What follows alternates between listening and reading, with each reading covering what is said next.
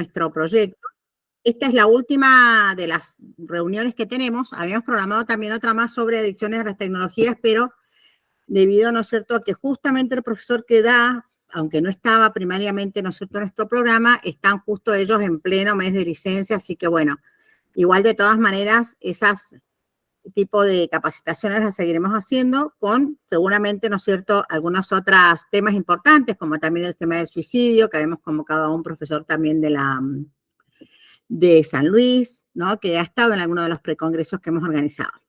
Bueno, yo más que todo esta tarde quería hacer un tipo taller, más que una conferencia magistral, porque en realidad me parece que el tema que nos convoca, ¿no?, que es el acceso a la justicia, es algo de lo que todos conocemos y fundamentalmente que hemos estudiado a través de las distintas capacitaciones que se han hecho y sobre todo también, ¿no es cierto?, a partir de la modificación de la legislación en varios países latinoamericanos. El último que yo tuve conocimiento y he estado participando es Panamá, donde se deja de lado una, como se llama, una ideología o una teoría de protección tutelar de parte del Poder Judicial, donde el patronato que se llamaba del Estado estaba en cabeza del asesor de menores y el del juez de menores, para pasar desde que se sancionó, ¿no es cierto?, esta Convención Internacional de los Derechos del Niño, a una mirada más integral de protección, pero sobre todo tomando al niño y niña adolescente con derechos subjetivos muy puntuales, como es, por ejemplo, el derecho a ser oído y el derecho a crecer bajo el amparo y protección de una familia. Esto está en el preámbulo de la misma convención, pero que también se traduce en otros artículos que están inmersos en la convención, como es el artículo 9, por ejemplo, que dice que el niño tiene derecho a conocer a sus padres, a ser criado por ellos y sobre todo, ¿no es cierto?, también bajo el tamiz o la revisión de que si hay alguna situación que vulnera sus derechos, puntualmente, ¿no es cierto?, algo que sea contrario a ese interés superior, que también hemos estudiado en varias de las charlas que hemos dado, que están consagrados en la Declaración de Ginebra del año 1924, este año ya van a ser 100 años de esta declaración, y también, ¿no es cierto?, en la Declaración del 59, en la Convención de los Derechos del Niño, la humanidad a los niños y niñas le tiene que brindar lo mejor que les pueda ofrecer. Y esto es puntual y es el centro de esta tarde, ¿no?, este acceso a la justicia y este acceso a una justicia especializada, humana, tutela judicial efectiva, pero puntualmente ¿cuándo? Cuando el niño o la niña está siendo vulnerado en sus derechos fundamentales. Y justamente, como decíamos, esta historia de los derechos de los niños y niñas, nosotros tenemos una primera infancia hace el siglo XIX, donde no eran considerados casi personas, luego tenemos una evolución, ¿no es cierto?, hasta llegar a el niño y la niña, que no eran tratados como adultos pequeños, incluso algunos que nos han hablado de estos temas nos hablan de los cuadros, donde un niño está con un trajecito de adulto solamente en miniatura. Pero llegamos al niño y a la niña de este siglo XXI, donde tenemos normativa muy importante a nivel latinoamericano, como es la Convención Internacional de los Derechos de Niñas y Niños, y esta convención, ¿no es cierto?, como les digo, proclama una serie de derechos y una serie de garantías para que estos derechos se hagan realidad, y justamente esto tiene que ver con el respeto y la restitución cuando son vulnerados por ¿quiénes? A ver, ¿quiénes son los que primero vulneran los derechos de niñas y niños? Yo lo voy a hacer como una clase y me encanta que participen. Como les dije recién, me encanta que podamos llegar a comprender juntos de qué se trata este acceso a la justicia y esta protección y estos protocolos que muchas veces no existen o que si existen no están puntualmente ligados a lo que dice la ley. A ver, Luis, ¿cuál es el primer organismo, institución que viola los derechos de niños y niñas?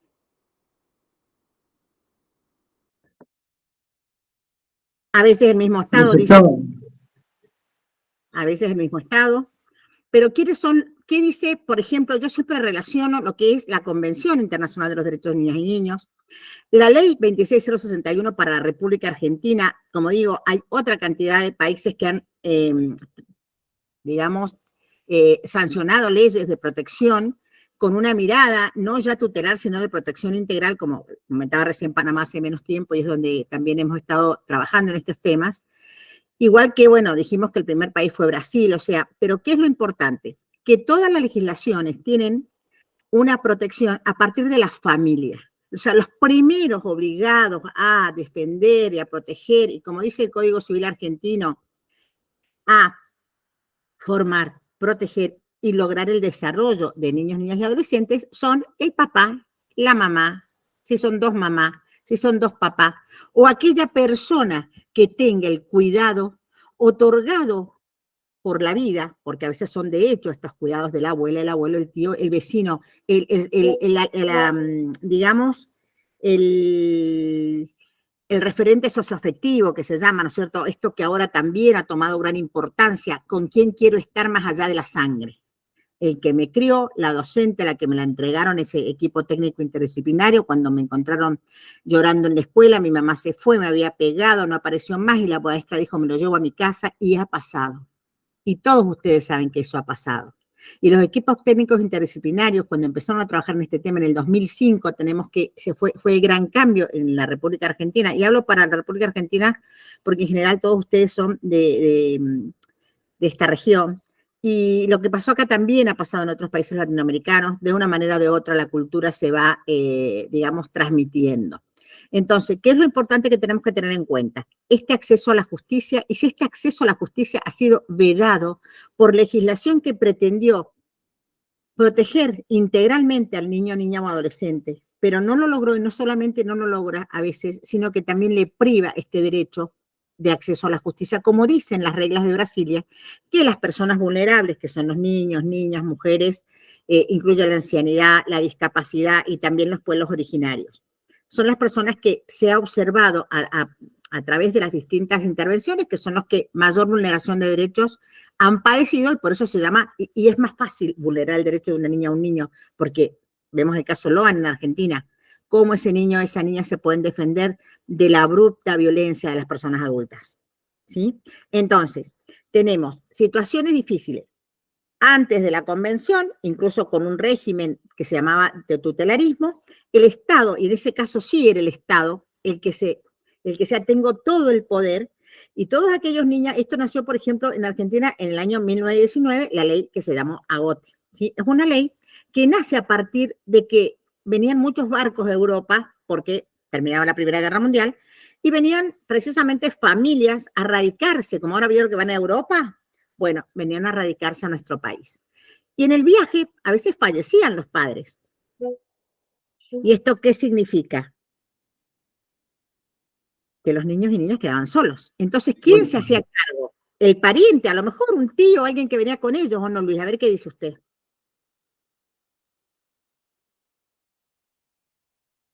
¿Quién se haría cargo de estos niños? La persona que venía al lado, pero si no, el Estado. Entonces, el Estado tenía esta, digamos, responsabilidad que se llamó patronato, porque era un poco el padre, no como patrón, sino como padre de estos niños y niñas que no tenían quien los cuidara. La misma Convención Internacional de los Derechos del Niño no se olvida de este protagonismo del Estado, y en el artículo 20 dice que cuando un niño o una niña no puede crecer con su familia, tiene que ser protegido por el Estado, que tiene una función subsidiaria e indelegable, ¿sí? Y esto se toma, y también habla, ¿no?, de la CAFA, de la adopción, de la guarda, que son las formas en que el Estado, digamos, concreta esta protección. Entonces, ¿a qué vamos con esto? Que nosotros a partir de la ley 23849, que ratifica la convención en el año 1990, ¿no es cierto?, ya está ratificada. Nuestra Corte Suprema de Justicia, en el caso de Mejía contra Sofovich, le da una operatividad a estas convenciones internacionales, o sea que mientras se puedan aplicar, se van a aplicar. Y puntualmente, ¿no es cierto?, la ley 26061, que ustedes todos conocen, es la que le quita, deroga la ley 10.903, ¿no es cierto?, y le quita al Poder Judicial y al Ministerio Público esta posibilidad, ¿no es cierto?, de resolver o de ser el único protagonista que decide sobre la vida y la situación de niños y niñas vulnerados.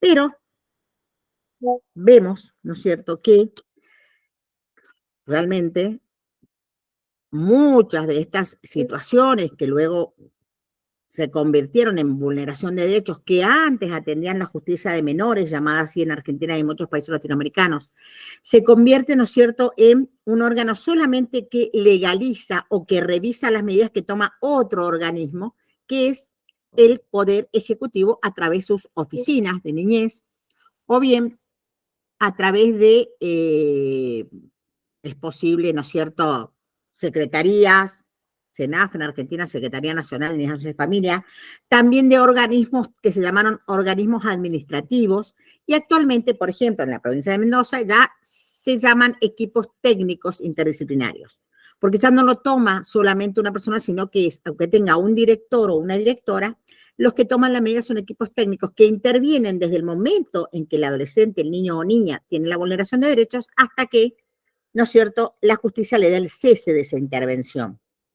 Entonces, es muy relevante que nos pongamos a reflexionar sobre los protocolos y sobre cómo actúan y si realmente están actuando bajo el paraguas, por decirlo de alguna manera, de la ley o bien, ¿no es cierto?, realmente han excedido en sus facultades precisamente porque cuando comenzaron a actuar, dijimos que en el año 2005 sancionó la ley 2661 que le da esta competencia. Recién en el año, a través de los años, en Mendoza, por ejemplo, en el año 2008, en otras provincias después, en algunas provincias como San Luis creo que nunca se ratificó esta ley 26061, pero sin embargo tienen también, ¿no es cierto?, una modalidad de atención más administrativa en los primeros momentos de vulneración de derechos. Entonces, tenemos algunas provincias que tienen su legislación acorde a la 26061, los juzgados que eran de menores se transformaron algunos en juzgados de familia, otros en juzgados penales adolescentes, y tenemos un órgano administrativo con amplísima competencia. Entonces, estos organismos, ¿sí?, dependen de la ley básica. En cada provincia tenemos una. Mendoza tiene la 9139, en Buenos Aires, ¿no es cierto?, también tienen su propia legislación de protección, independientemente de la ley que regula a la infancia, contacto con el sistema penal, y cada provincia tiene esta aplicación. Pero ¿con qué la tenemos que coordinar? La tenemos que coordinar con el Código Civil y Comercial. Porque precisamente este Código Civil y Comercial, que también tiene una sanción posterior a la ley 26061, nos dice cuando un niño o una niña es vulnerado en sus derechos y esta situación no se puede resolver ni administrativamente con programas ni judicialmente, entonces se tiene que declarar a este niño o esta niña en situación de adoptabilidad. ¿A qué va el Código Civil? A decir, cuando un niño o una niña no puede crecer con su familia, no podemos tomar medidas de protección excepcional, sacarlas de su centro de vida sine die, para siempre sin darle una posibilidad de familia. Entonces, ¿cuál es la estrategia o cuál es la modalidad? Declarar la adoptabilidad y que este niño o esta niña pueda ingresar a una familia. ¿Está claro eso? Bien. Entonces, ¿qué es lo importante? Tener claro cuáles son las situaciones que motivan una medida de excepción y cuáles son las situaciones que motivan una medida de protección.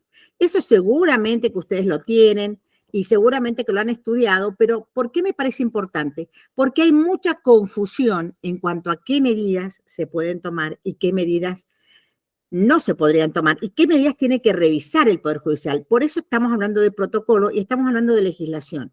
La legislación internacional, la Convención Internacional de los Derechos del Niño, entre otras, ¿no? También la Convención Americana de Derechos Humanos, que es el artículo 17 de la familia y tantas otras que no vamos a repetir porque esto lo hemos hablado en otras conferencias y en otras capacitaciones, pero también tenemos que tener en cuenta la legislación civil y la legislación regional, la legislación provincial y hasta a veces municipal, donde se organizan estas oficinas de protección de derechos de la infancia. Entonces, dentro de lo que es el sistema de protección tenemos medidas de protección comunes, excepcionales, y el tema de la responsabilidad, de la corresponsabilidad de estos órganos. Dentro de lo que son los órganos que protegen, tenemos que estar, como dije recién, primero que todos, la familia, ¿sí? Luego tenemos los gobiernos, ¿no es cierto?, el Estado, a través de los gobiernos provinciales, los municipios, el Poder Judicial que revisa las medidas, la comunidad y también incluye en algunas legislaciones las asociaciones o fundaciones, porque también se capacita y también se prepara para este tema. Entonces, ¿qué es lo que se plantea dentro de lo que son las legislaciones y protocolos? La corresponsabilidad entre la familia, los organismos del Estado y las asociaciones, ¿sí? Sean civiles, comunitarias, siempre, ¿no es cierto?, asociaciones que están para tratar de proteger y de luchar por estos derechos, como nosotros tenemos a la AMPIONAF o la Fundación ULACS, que también hace la capacitación y la defensa de estos derechos. Entonces, dentro de todo esto tenemos direcciones, organismos que se encargan de la protección y restitución de los derechos, que van a intervenir ¿cuándo? Cuando hay situaciones de amenaza, vulneración o violación de los derechos de niños, niñas y adolescentes. ¿Para qué van a intervenir? Para restituirlos o bien para adoptar medidas, ¿no es cierto?, y evitar que el niño maltratado siga siendo maltratado con abuso psíquico, físico, negligencia o abuso sexual. Dentro de lo que es este organismo, ¿no? Por ejemplo, en Mendoza, digo, como son ustedes muchos de aquí, o en Buenos Aires, estos organismos están organizados jerárquicamente, tienen una dirección, tienen sus profesionales, y precisamente la gran responsabilidad es el trabajo interdisciplinario para poder llevar a tener esta medida que sea adecuada para el niño o la niña. Entonces, ¿qué tenemos? La ley 26061, en el artículo 39 y 40. ¿De qué hablan esto? Hablan precisamente de que estas medidas son las que se adoptan cuando niños, niñas o adolescentes están temporal o permanente privados de medio familiar, precisamente porque su interés superior exige que no permanezcan en este medio, ¿sí? Y fundamentalmente, como digo, en la provincia y en otras provincias son equipos técnicos los que toman estas medidas que precisamente tienen que ver con esto, con privarlos de su medio familiar. Y cuando se los priva de este medio familiar, más allá que vayan con un pariente, con una tía, con una hermana, lo que sea, cuando la madre y el padre no están de acuerdo, por ejemplo, eso dice el protocolo de Mendoza, se toma como medida excepcional. Y yo digo que también hay que tomarlo como medida excepcional cuando se lo saca, aunque la madre y el padre estén de acuerdo, aunque el guardador esté de acuerdo. ¿Por qué digo esto?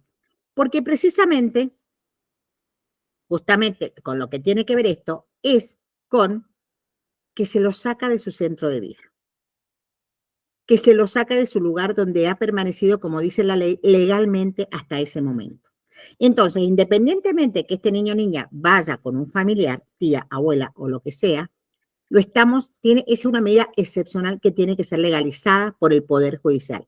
Más que todo en algunas provincias, como la nuestra, como decía la ley 9120, que habla de que en estos casos se toma la medida y el juez o jueza tiene que seguir haciendo un seguimiento.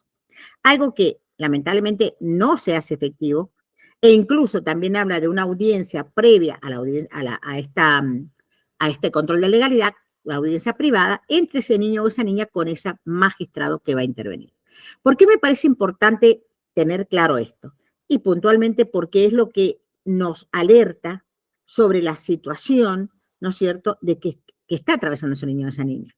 Porque a veces los organismos técnicos no tienen los profesionales para hacer una verdadera evaluación psiquiátrica, psicológica, a veces social, tiene muchísimo.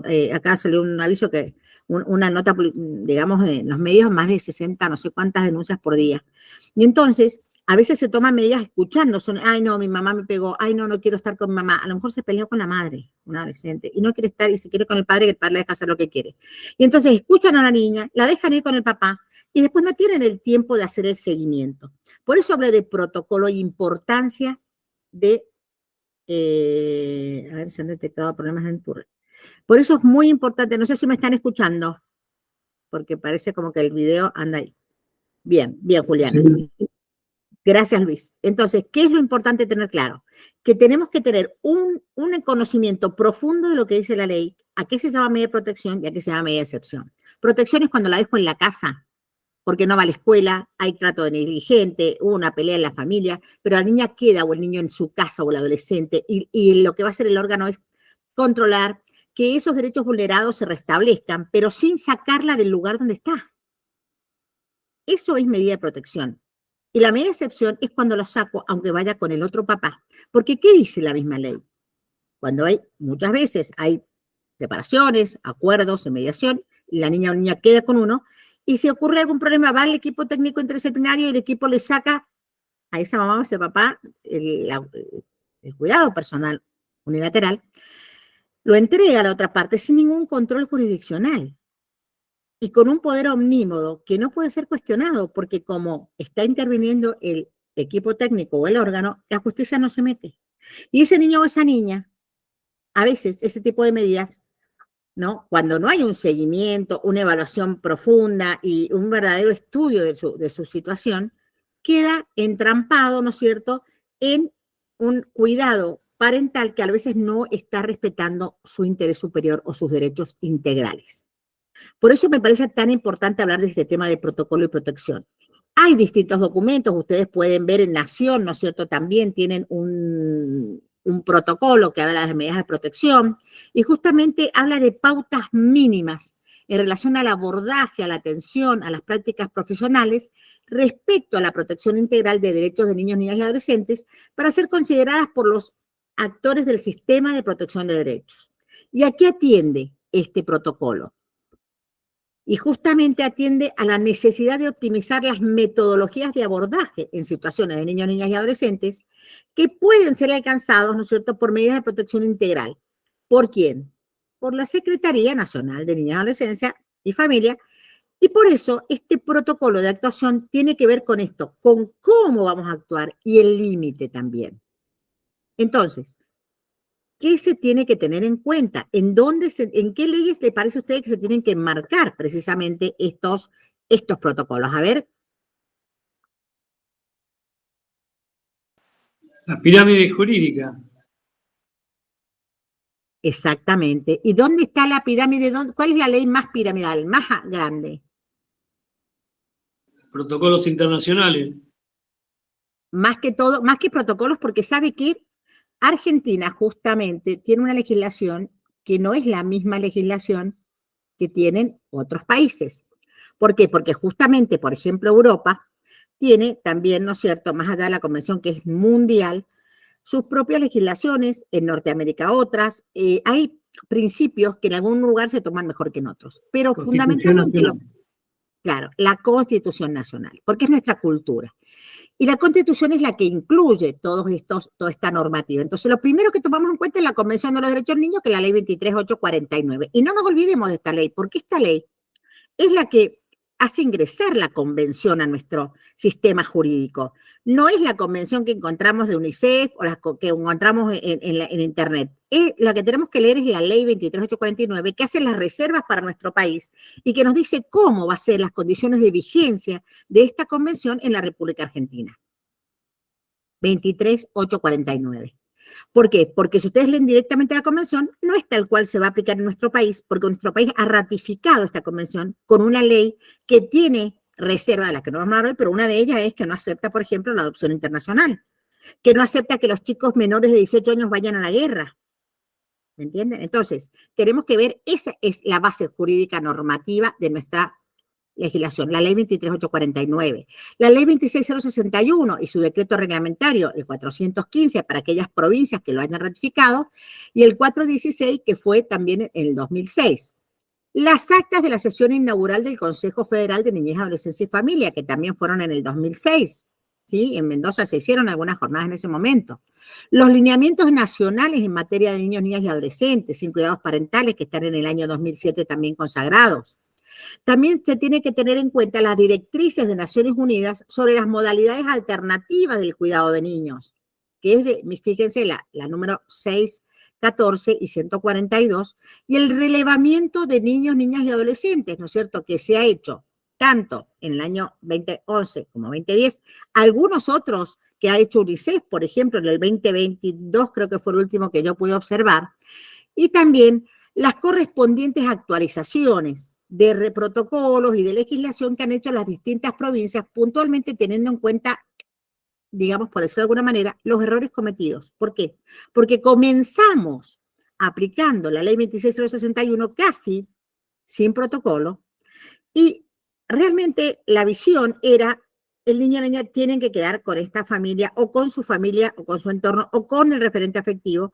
Y entonces la ley 26061 marca esta actuación con el artículo 11 que dice que el último recurso, la última de las decisiones va a ser la adopción. Entonces el niño y la niña queda entrampado entre esa familia que a veces lo victimiza y entre la institución, familia cuidadora, algún tío que lo encuentran en los equipos técnicos y dice, bueno, usted es pariente, parece que la parte biológica tiene mucha importancia, y entonces tenemos, por ejemplo, en nuestra provincia en este momento más de 1000 chicos privados de medios familiares. Por eso es tan importante para mí hablar de este tema, de los protocolos y de cómo vamos a salir adelante con toda esta situación de niños y niñas a los que no se les respeta la inclusión familiar como primer derecho.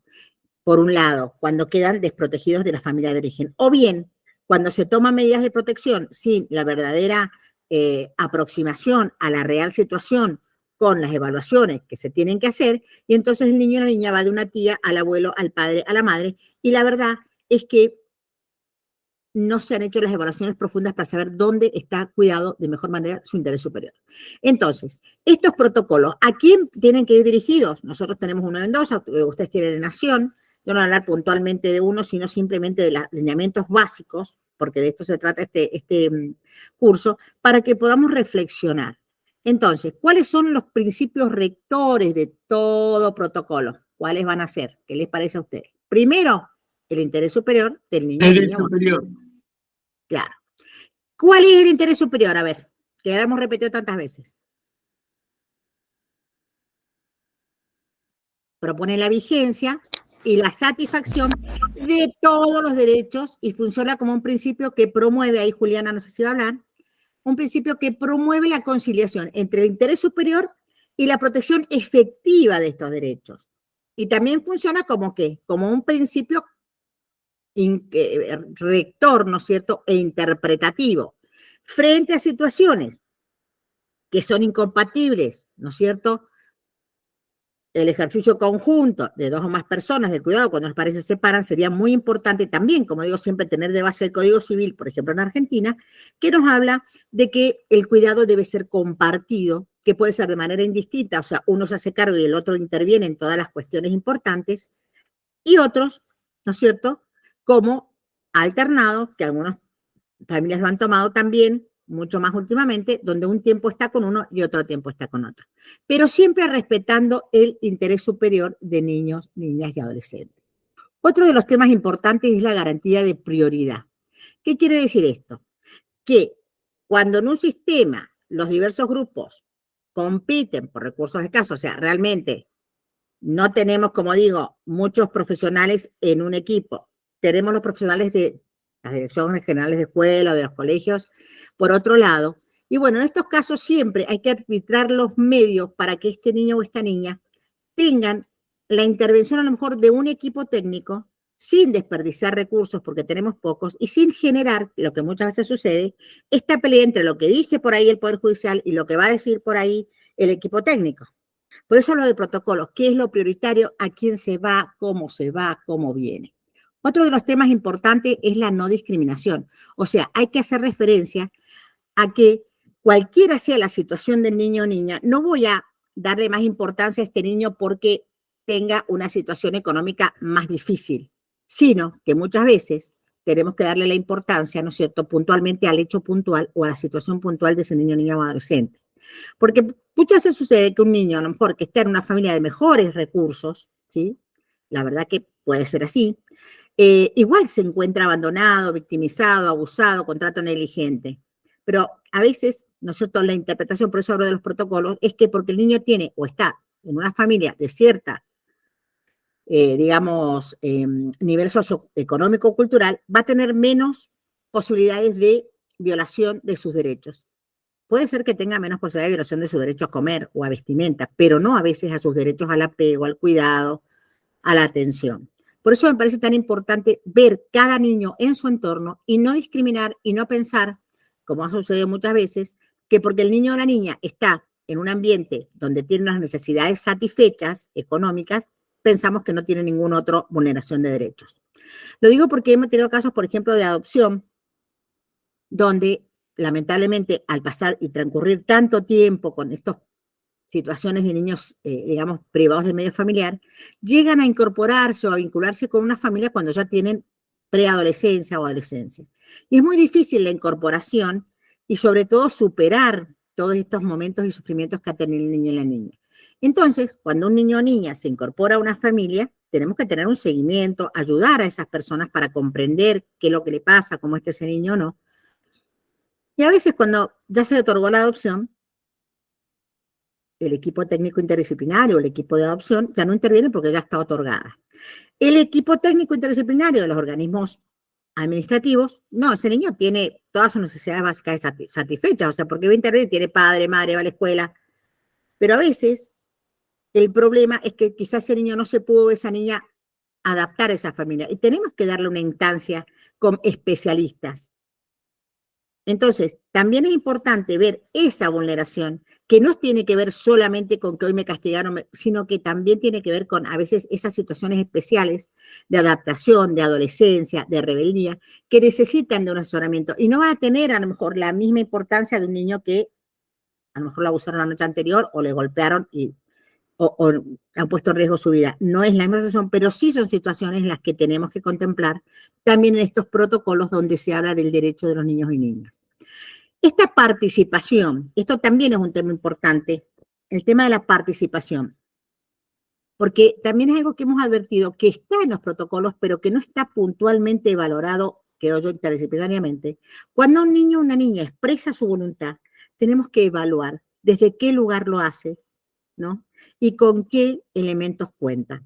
La ley y el Código Civil habla de grado de madurez y edad, ¿o no? Entonces, muchas veces, la niñita dijo que la mamá le pega y se quiere con el papá. Y a lo mejor es cierto que su madre sola, víctima de violencia a lo mejor económica, y puede haber tenido un momento, o es la que le pone el límite, tenés que dejar el celular, tenés que ponerte a hacer la tarea, o distintas situaciones, digamos, domésticas. El padre o el abuelo o lo que sea, cuando lo van, ninguna exigencia, querés tener el celular, lo tenés, querés salir, lo tenés, querés helado, te compro. Y entonces, ¿con quién va a querer estar esa criatura? Si le preguntan, a ver, díganme ustedes. Yo, como les digo, tengo la experiencia de que mis nietos siempre dicen, quiero quedarme bien con vos, Lara.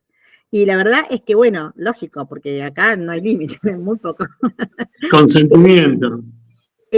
Claro, entonces, el tema es poder valorar poder escuchar, pero escuchar profesionalmente, y generalmente tomar la medida de protección excepcional, que sacarlo a lo mejor de su casa porque el padre lo pide y si la madre le pega, la madre capaz que no le pega, capaz que la madre se ha peleado con el padre, está nervioso y dice, bueno, te voy a sacar el nene para que aprendas cómo te tenés que portar. Y en los equipos, bueno, el niño quiso y el niño va. Entonces, también yo he tenido casos muy, muy lamentables, ¿no? Donde precisamente lo que no se ha tenido en cuenta es el interés superior de este niño o esta niña, sino lo que dijo y le arruinaron la vida. Porque lo sacaron de esa casa, lo llevaron a otra donde quería estar, pero donde no estaba protegido integralmente su interés. No pudo hacerse el seguimiento como dicen los protocolos y justamente tampoco se pudo advertir cómo se iba desarrollando esa desvinculación y vinculación, porque lamentablemente se toman las medidas, pero después no hay un seguimiento. Entonces, esas son las cosas que yo creo que tenemos que tratar de poner en los protocolos, sobre todo el tema de la integralidad también, que precisamente es esto, es el desarrollo de acciones en todas las instancias y ámbitos que tienen que tender a qué? A satisfacer las necesidades de cuidado de salud física y emocional de tanto niñas como adolescentes. Eso es fundamental. No solamente decir, bueno, tomó una decisión, se respetó el derecho a ser escuchado, sino también que ese derecho a ser escuchado fue eso que dijo, corroborado por evaluaciones interdisciplinarias. Por eso hay que promover y garantizar los derechos de niños, niñas y adolescentes, prevenir situaciones de vulneración de derechos y evitar la separación de su medio familiar y de producirse, ¿no es cierto?, tratar de restituir prontamente los derechos. Tengo muchos casos que gente que, bueno, que realmente llega y consulta y dice, ¿cómo puede ser de un momento para otro? Me quedé sin mi criatura, yo la quiero, ¿cierto? Tuvimos un problema, le exigí esto, le dije aquello, nos peleamos con el papá y al final ese niño o esa niña queda en el medio y solamente se escuchó lo que dijo en ese momento y a lo mejor lo dijo ganancialmente, pero no se lo vuelve a escuchar al otro día ni al tercer día. Y se produce una separación de su centro de vida y como fue con la abuela, la tía o el padre, no se transmite esta situación a los órganos jurisdiccionales, que son los que tienen que legalizar estas medidas que se han tomado. Otra de las cuestiones importantes en los protocolos es la flexibilidad, porque yo también he visto que son muy estructurados, esto no lo ven hasta que no va a la justicia. Bueno, no, mire, vamos a tomar la medida, pero le vamos a hacer todas las evaluaciones, capaz que dentro de 2 meses las terminamos, y ahí vamos a ver si tuvimos razón o no. Y recién ahí vamos a avisar a la justicia si la medida queda. Terrible. Entonces, tienen que ser flexibles, porque la vida de los niños y niñas es esto, ¿no? Que esto es revisar permanentemente las acciones y estrategias. O sea, exige evaluar integral y complementariamente los resultados, como estoy diciendo, del efecto o la consecuencia que se ha provocado con esta resolución que tomé y monitorear el desempeño institucional, comunitario, familiar y ver las fallas o deficiencias y tratar de corregir. Nadie tiene la verdad. Tenemos que dejar la soberbia. Yo mando, esto es así. Y nadie puede cuestionar, sobre todo aquellos que están interesados en el interés superior de niñas y niños. Por eso es tan importante este principio de flexibilidad, porque esto implica la consideración de lo propio de cada niño, niña o adolescente, de su familia, del entorno sociocomunitario, de tomar las decisiones y realizar acciones que afecten, ¿no es cierto?, a los mismos, pero que luego controlemos si ha sido lo mejor. Y sobre todo respetar este tema de la singularidad, ¿sí?, que implica considerar a cada niño, niña, adolescente en su dimensión única, evitando generalizar y estandarizar. Por eso es tan importante tener en cuenta que el Estado es corresponsable con la familia, con la sociedad, con las instituciones, tratando de promover esta intersectorialidad, o sea, el contacto con la escuela. A ver, esta niña la sacamos de su casa, ¿cómo le fue en la escuela? Me conecté con la maestra a ver si a la mañana se despertó bien, o lloraba porque extrañaba a su mamá, o, por ejemplo, el término de vulneración. A ver, ¿en qué la vulneraron? Concretamente, tengo evaluaciones médicas, evaluaciones psicológicas. Es muy importante para el pro y para el contra. ¿Qué quiero decir con esto? A veces, no pasó nada. Yo me acuerdo de una oportunidad, fue muy, cuando ejercía precisamente la magistratura en el tema de infancia, que en la denuncia decía que le habían golpeado a la niña acá en la nuca, en la espalda, por decirlo de alguna manera. La revisa el médico del tribunal, porque en ese tiempo teníamos una directa intervención, las magistrados cuando había un niño lesionado, ahora no, ahora interviene el equipo técnico. No he visto médicos en el equipo técnico puntualmente para que pase esto, pero porque generalmente, bueno, tienen a lo mejor otras instituciones que van a encargarse de este tipo de revisación. Pero el tema era que me dijo, no, esto está perfecto. Digo, pero mire, a mí me dijeron que, y cuando revisa atrás en la nuca, bueno, ahí le vio la lesión. Por eso digo que es tan importante profundizar y ver cada niño y estudiar la situación. Esto no sé si está en los protocolos, pero sí está en la responsabilidad de cada profesional. Entonces, importantísimo también tener en cuenta la flexibilidad, el caso particular y las pautas mínimas de intervención para la prevención de la separación. Tenemos que prevenir, no tomar como primera medida a veces la separación, que a algunos pasa, y en otros casos al revés. Lo vulneran, no va a volver y al final el niño queda destruido. Y cuando lo llevamos a una institución ya directamente lo terminamos de destruir, porque lo sacamos del centro de día cuando ya la vulneración fue muy grande y es muy difícil recomponerlo cuando también en la institución no tenemos a veces esa cantidad de profesionales, de personal para acogerlo, o no tenemos programas, ¿no? Como ahora, por ejemplo, en Mendoza han generado un programa también, ya teníamos y ahora hay otro, de familias cuidadoras o familias de acogimiento, familias solidarias, se llaman en otros lugares, donde el niño o la niña sale de un lugar, pero va y llega a una familia. Entonces, ¿qué es lo que tenemos que tener claro hasta acá? Yo no me quiero extender mucho, solamente quiero también escucharlos a ustedes. ¿Cuáles son las pautas mínimas de intervención para la prevención? Y puntualmente, toda separación de niño, niña, adolescente de su grupo familiar conviviente, en el que se encuentra dentro, ¿cierto?, de este medio familiar, es el lugar donde se ha creado el lugar que merece. Cuando en ese lugar le vulneran los derechos, tenemos que tomar medidas de protección. En principio, para restablecerlos dentro de este grupo familiar, pero si no es posible, tomar una medida de separación que se llama medida de protección excepcional. Cuando se tome esa medida, cuando se lo saca de esa casa, sea con quien sea que lo tenga, es una medida de protección excepcional y tiene que intervenir el Poder Judicial para legalizar la medida, para revisar la medida. Y en esa medida también es muy importante tener en cuenta que el niño o la niña debería tener abogado.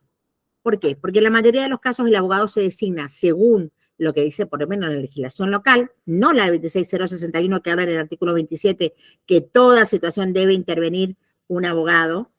Bueno, en la mayoría de los casos eso no sucede y entonces La ley, en muchos casos, como en el mendocino, le pone abogados a quienes vulneraron los derechos, a quienes tienen la guardia, pero no le pone abogados a ese niño. Entonces, esa niña o niño no tiene quien lo defienda de su situación de vulneración cuando es sacado de su centro de vida, cuando es llevado, ¿no es cierto?, quizá a otro familiar o bien a una institución, y no tenemos quien defienda sus derechos. Porque hay padres o madres que son, a lo mejor, vulneraron sus derechos, pero se arrepienten y tratan de mejorar y todo, pero en otros casos no, y ese niño queda totalmente desprotegido. Entonces, muy importante el relevamiento, la profesionalización, la excepcionalidad, que siempre sea controlada por organismos jurisdiccionales, el derecho de defensa que el niño y la niña tienen que tener, alguien que defienda sus derechos y que impida que los plazos que da el Código Civil en el artículo 607 se superen, como pasa muchas veces ampliamente. Y sobre todo tener un registro y sistematización de la información, donde esté toda la vida del niño y todos los actos fundamentales de esta vida. La participación, fundamental, pero también la inclusión de los niños en el proceso a través de la intervención de un abogado.